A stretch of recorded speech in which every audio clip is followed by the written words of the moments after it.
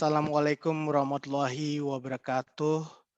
Selamat pagi, selamat siang, bagi para semeton sarang sami. Salam sejahtera, namo buddhaya, salam kebajikan, salam sehat, salam kagama. Para semeton sarang sami, sangat menarik tema yang diangkat oleh Kagama pada siang hari ini. Temanya mengambil judul menatap masa depan Bali. Ya, ini soal tatap-tatapan ini. Tetapi menatap masa depannya itu dilihat justru dari alas Mertajati. Dan ini menarik karena menatap sesuatu yang masih sifatnya masa depan dimulai dari kita bicara soal alas Mertajati. Sekarang ini satu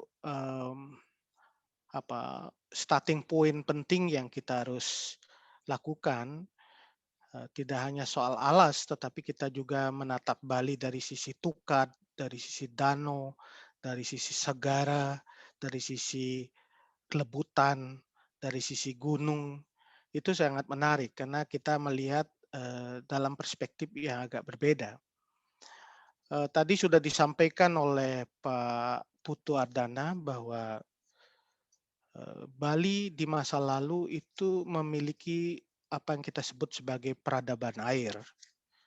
Ini memang satu yang kita harus gali secara terus-menerus, peradaban air di mana air menjadi sentrum penting dalam peradaban saat itu, sehingga kita mewarisi apa yang kita sebut sebagai piagam ya, piagam Gametirte. Jadi Toye Tirte itu menjadi sesuatu yang sangat penting dan krusial dalam kehidupan masyarakat Bali. Ritualnya pun ritual yang bersumber dan mengambil lokasi di pusat-pusat sumber mata air, danau. Kalau kita melihat pusat-pusat pemerintahan di masa lalu juga banyak mengambil tempat di gunung dan juga sumber-sumber mata air. Apakah itu kita bicara Tampak Siring, Tirtempul, ataupun Tamblingan, itu semua menyiratkan pusat pemerintahan itu berada di hulu, yaitu di sumber mata air. Kemudian juga ritual kita waktu masa lalu juga sangat terkait dengan musim-musim dan juga siklus air, dan itu merupakan sesuatu yang menjadi keseharian kita. Dan kita juga harus melihat bahwa perkembangan sejarah di Bali, peradaban di Bali sudah mulai bergeser dari peradaban air menjadi peradaban baru, yang mana peradaban baru itu bukan pusatnya di sumber mata air, tapi pusatnya di airport, lebih ke pantai gitu, yang kita sebut sebagai segara. Musimnya pun bukan lagi musim yang terkait dengan siklus air, tapi siklus turis gitu ya. Kapan turis itu datang, kemudian kapan musim turis, kapan musim sepi gitu. High season, low season gitu. Jadi satu musim baru bagi masyarakat Bali. Tidak hanya musim yang terkait dengan siklus air, tapi musim turis. Kemudian juga kita tahu bahwa piagamnya tidak lagi piagam Gametirte, tetapi piagam Sabta Pesona gitu, yang lebih terkait dengan pariwisata. Ini menyiratkan ada pergeseran peradaban yang cukup penting dalam sejarah peradaban Bali, sehingga ketika kita menatap masa depan, sebaiknya kita juga tidak melihat masa kini saja, tetapi juga kita melihat masa lalu. Oleh karena itu saya berupaya untuk mengangkat sebuah tema yang saya kira sekarang ini mulai banyak dibicarakan oleh berbagai kalangan, yaitu post pandemic ya. Ada yang menyebutkan next pandemic, tapi saya lebih suka menggunakan post pandemic karena ini menyiratkan bahwa kita beyond dari pandemik ini apa yang harus kita lakukan. eee, kalau next pandemic kan setelah pandemik ada pandemik lain gitu. Nah, Bapak Ibu sekalian, para semeton sarang sami, kita tahu bahwa pandemi ini memukul sangat keras berbagai negara di dunia, 217 negara begitu, dan bahkan sekarang ini negara-negara atau daerah-daerah yang sangat tergantung pada pariwisata itu mendapatkan pukulan yang paling keras gitu. Bali kita tahu di kuartal ke 2 dan 3 ini menghadapi kontraksi ekonomi yang cukup tinggi. Bahkan kita tahu bahwa Bali itu sampai pertumbuhan ekonominya terkontraksi sampai minus 12,28. Ini menyiratkan bahwa memang pandemi ini tidak hanya menimbulkan krisis kesehatan, tetapi juga memukul apa yang kita sebut sebagai pondasi-pondasi dasar dari kehidupan sosial ekonomi masyarakat Bali, dan membuat Bali itu terkontraksi secara tajam begitu. Dan kita tahu bahwa eh, di tengah kontraksi yang dalam ini kita tidak memiliki kepastian kapan pandemi ini akan berakhir. Berbagai kalangan menyebutkan sudah mulai ada optimisme gitu dengan hadirnya vaksin, tetapi itu bukan satu-satunya jawaban karena memang situasinya masih belum pasti, dan di tengah itu kita perlu sesungguhnya menggunakan momen yang baik ini untuk melakukan mulat sarire ya istilahnya kalau di Bali, mulat sarire, introspeksi diri, mengevaluasi Bali itu secara lebih dalam gitu, ke dalam, secara lebih dalam, dan dengan cara mulat sarire itulah kemudian kita bisa melihat masa depan. Jadi mulat sarire yang saya sampaikan itu adalah menggunakan krisis ini sebagai momen untuk penyembuhan. Jadi tadi Bli Putu Ardana sudah menyampaikan bahwa tamblingan itu eh, merupakan eh, tambe eling gitu.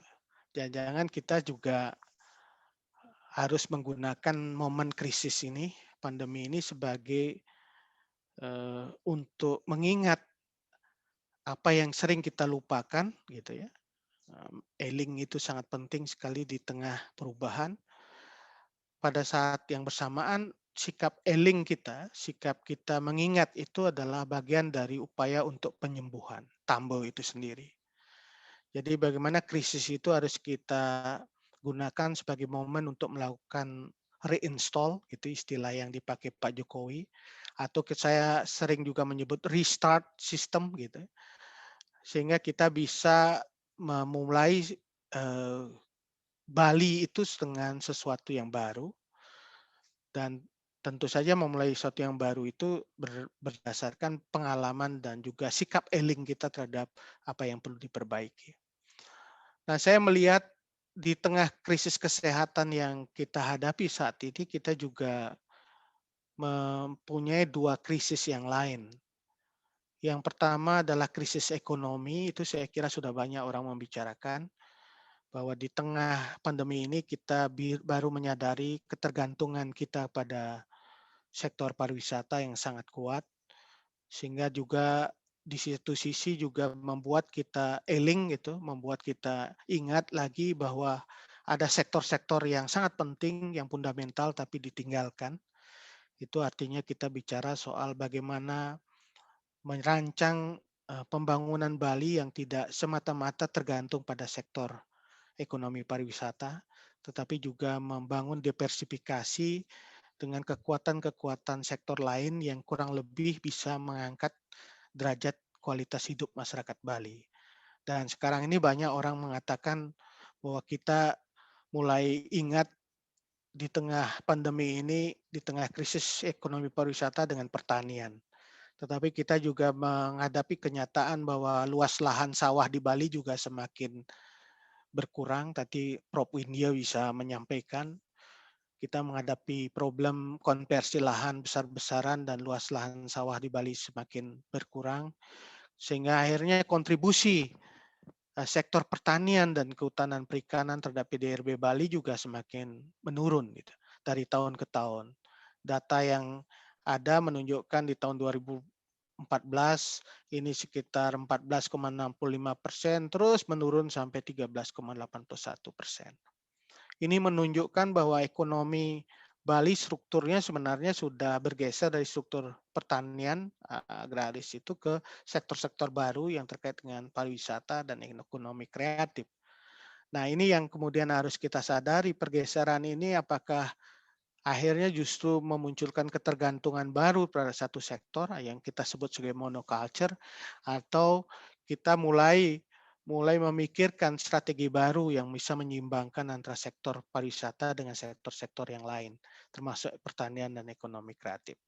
Biasanya ini krisis menyadarkan orang terhadap ketergantungan ini, dan kita juga di Indonesia sekarang ini melihat bahwa krisis ini juga melihat sejauh mana kita mempunyai kemandirian ekonomi ya terhadap bahan baku, kemudian juga produk-produk yang dihasilkan oleh negara lain, dan itu artinya kita momentum ini harus kita gunakan untuk membangun kemandirian ekonomi.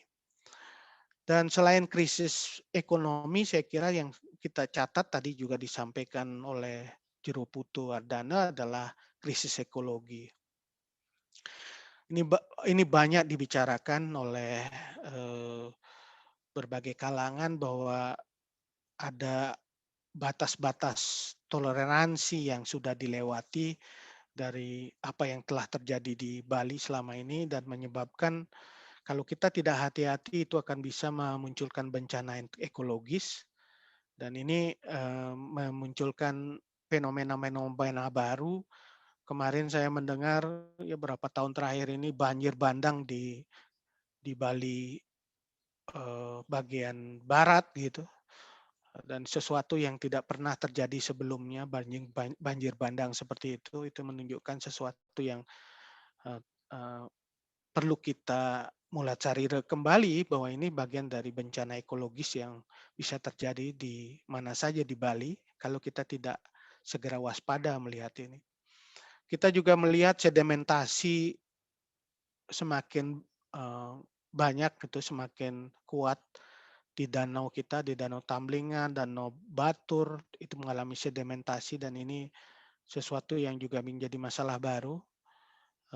Kemudian juga sedimentasi bukan hanya kerusakan di hulu saja, tetapi juga kita bicara soal sampah yang semakin banyak, dan itu artinya kita menjadi bukan hanya apa namanya menghasilkan devisa dari pariwisata, tapi juga menghasilkan sampah yang kita tidak mampu kelola, dan akhirnya kembali beban dari ketidakmampuan mengelola sampah ini diberikan ke alam, diberikan ke sungai, diberikan ke laut, sehingga memunculkan kerusakan ekologis yang parah di sungai dan juga di laut.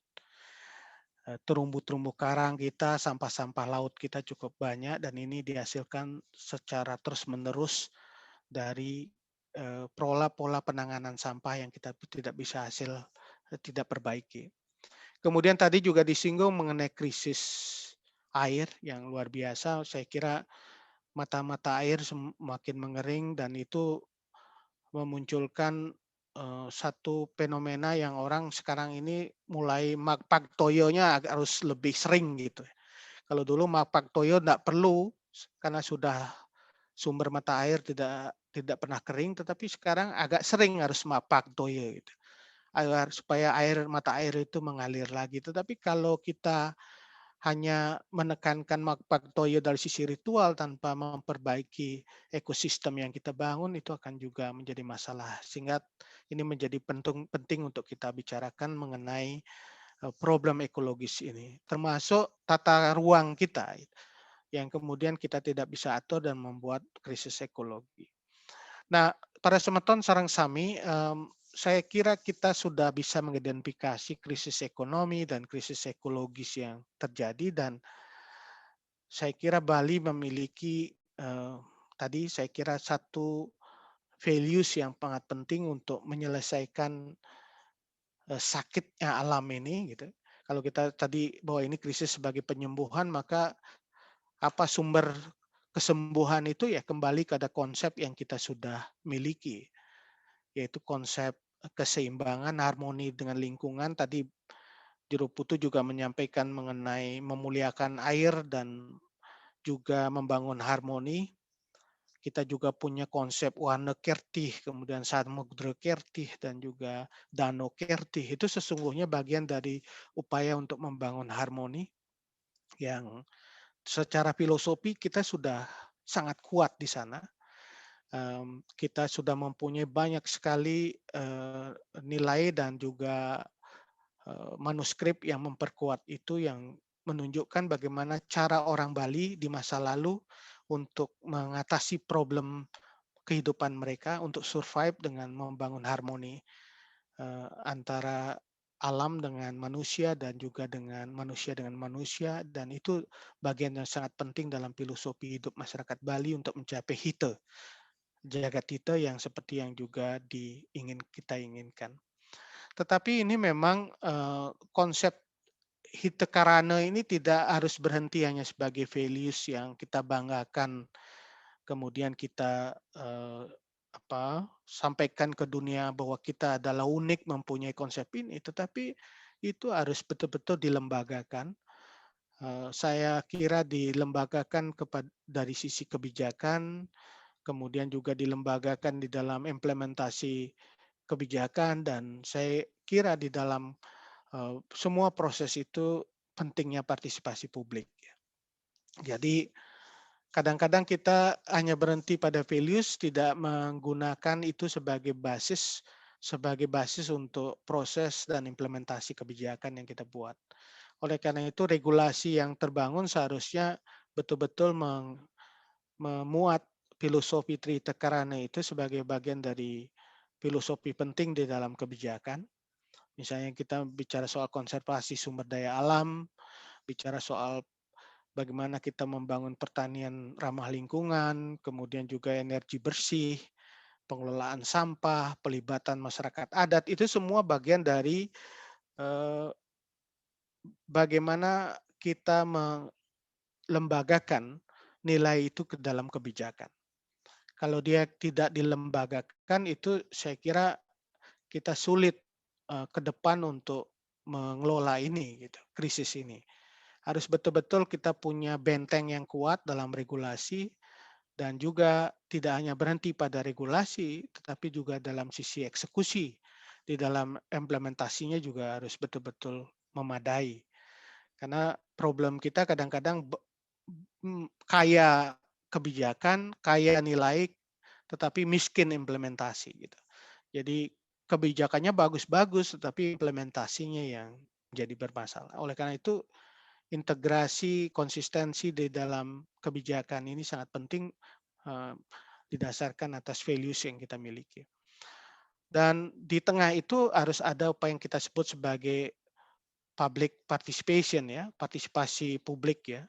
Karena itu bagian yang tidak terhindarkan dalam satu model pembangunan yang lebih partisipatif, yang membuka ruang keterlibatan masyarakat, apakah itu masyarakat adat dalam setiap pembuatan kebijakan, dan itu kemudian kita turunkan dalam level Pararem dan Aweg-Aweg. Jadi kalau kita bicara soal menatap Bali masa depan, kita bisa memulai dari dua hal, yang satu dari sisi kebijakan, yang kedua dari partisipasi publik. Ini dua hal yang harusnya menjadi kekuatan Bali ke depan. Kalau kita tidak punya kerangka kebijakan yang berupa perlindungan dan penghormatan, dan juga pada pemenuhan apa yang kita sebut sebagai konsep hite karana itu, maka ini akan sulit juga. Jadi ini bagian dari kontribusi pemerintah, termasuk pemerintah daerah, dalam melindungi dan juga menghormati apa yang kita sudah miliki saat ini, dan juga menjaganya supaya menjadi kekuatan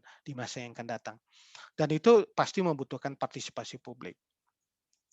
Dan tadi saya gembira mendengar apa yang disampaikan oleh Beli Putu Ardana dan juga dari film itu bahwa alas ini menjadi sesuatu yang menjadi concern bersama di dalam masyarakat. Eee, Tadi juga disampaikan bahwa di Alas Mertajati ini konsep alas ini kan satu yang sangat penting dalam masyarakat Bali karena disebutkan tadi merte itu kan amerte itu adalah sumber kehidupan dan harusnya alas itu tidak semata-mata menjadi sesuatu yang sifatnya kita sucikan dalam pengertian disakralkan menjadi tempat di mana kita menghormati eh, apa yang kita sebut sebagai yang tumbuh di sana, tetapi kita juga harus menempatkan alam itu sebagai sumber kehidupan. Nah, ini yang penting sekali di dalam melihat alas Mertajati sebenarnya kalau kita lihat itu bukan sebagai semata-mata kita perlu menjaga, mengkonservasi karena di sana ada 17 pura yang merupakan peninggalan Bali, tapi juga di dalamnya juga ada kawasan resapan air di mana dia menjaga akses air bersih di hilir gitu. Kemudian juga ada pohon-pohon tua dan langka yang bagian dari diversitas ya yang kita miliki, biodiversitas yang dimiliki, keanekaragaman hayati yang kita miliki di luar biasa di kawasan alas itu.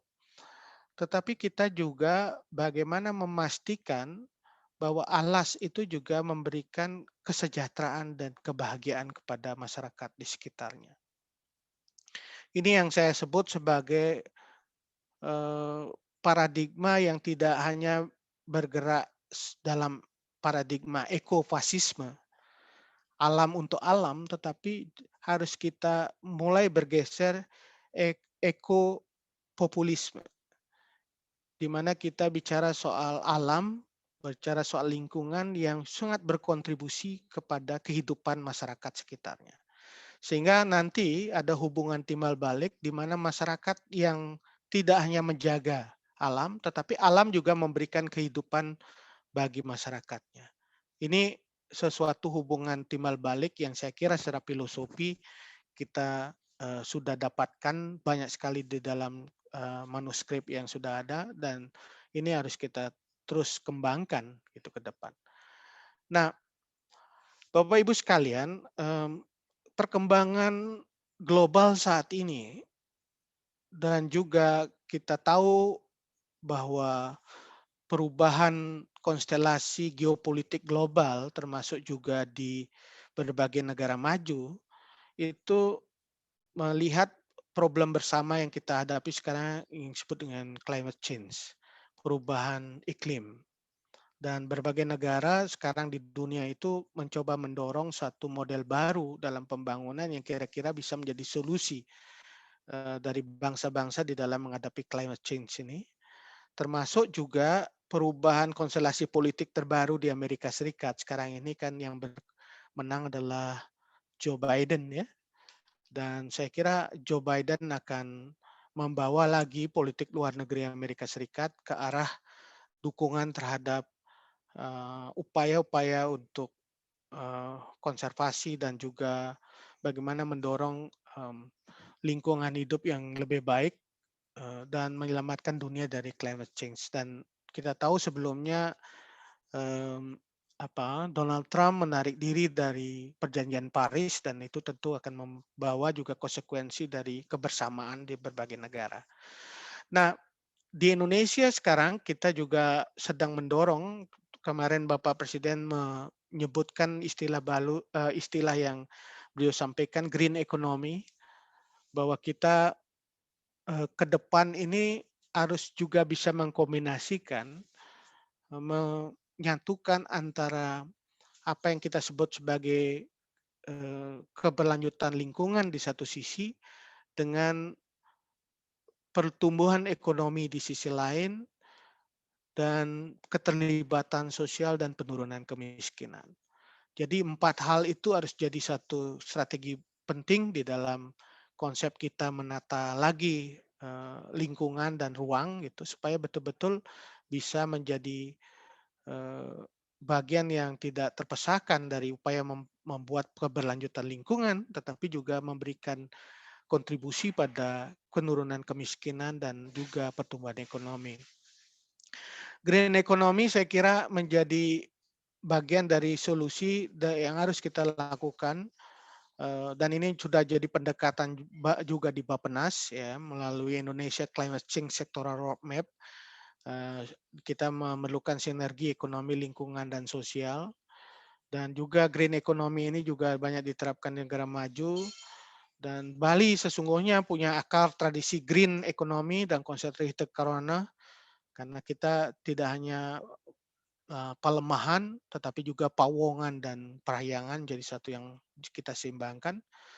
Dan tentu saja ini memerlukan keterlibatan dari masyarakat, termasuk masyarakat adat, untuk bisa menjadi bagian dari upaya untuk menjaga satu sisi lingkungan, tetapi sisi lain memberi kontribusi pada masyarakat. Presiden Jokowi juga dalam 5 tahun terakhir ini mendorong apa yang disebut dengan hutan kemasyarakatan, salah satunya hutan adat, kemudian perhutanan sosial, yang memungkinkan sesungguhnya masyarakat di sekitar hutan memiliki akses terhadap hutan, memiliki dan beberapa hutan adat sudah dibagikan oleh pemerintah. Pengakuan status hutan adat itu sudah disampaikan oleh pemerintah kepada masyarakat adat. Dan saya kira itu ada proses yang harus dilalui. Tadi Pak Putu sudah menyampaikan, ini kan sebenarnya perlu proses yang harus didorong di pemerintah daerah supaya hutan atau alas Mertajati itu betul-betul bisa didukung menjadi hutan adat, hutan desa adat, hutan masyarakat adat, yang kemudian tidak berhenti di situ, bahwa orientasi dalam hutan adat itu sesungguhnya harus bisa memberikan kontribusi pada peningkatan HITE dan kesejahteraan.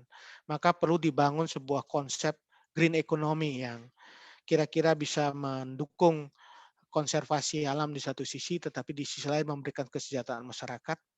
Dan ini kita bisa mulai dengan sektor pertanian.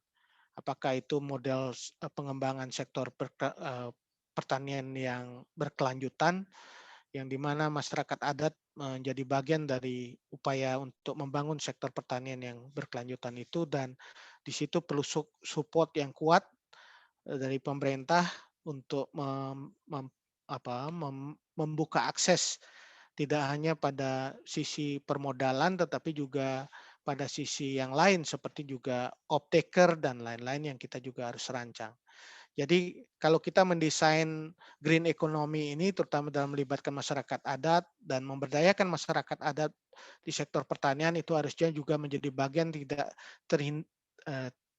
terpisahkan dari upaya membangun Bali yang tadi saya sebutkan di awal, membangun Bali yang kurang lebih bisa menyeimbangkan antara pariwisata, pertanian, dan ekonomi kreatif.